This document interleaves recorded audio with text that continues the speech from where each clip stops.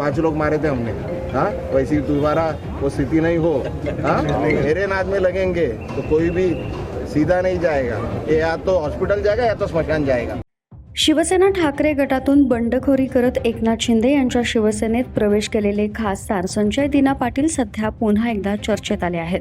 मात्र यावेळी चर्चेचं कारण आहे त्यांचं पक्षांतर नसून त्यांनी केलेलं एक वादग्रस्त विधान। विशेष म्हणजे या विधानामुळे उपमुख्यमंत्री एकनाथ शिंदे देखील नाराज असल्याची माहिती समोर येते।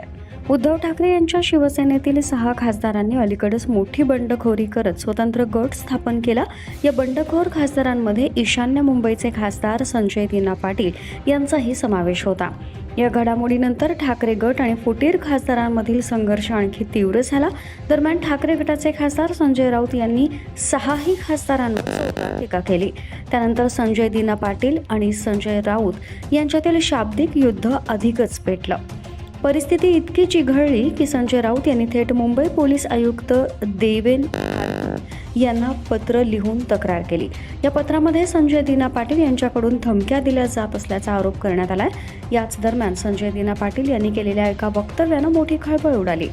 मला मारण्यासाठी येत असाल तर आधी जीवाचा विमा किंवा मेडिक्लेम काढून ठेवा, मी सरळ तुम्हाला स्मशानात पाठवीन, असं वक्तव्य त्यांनी केलं होतं।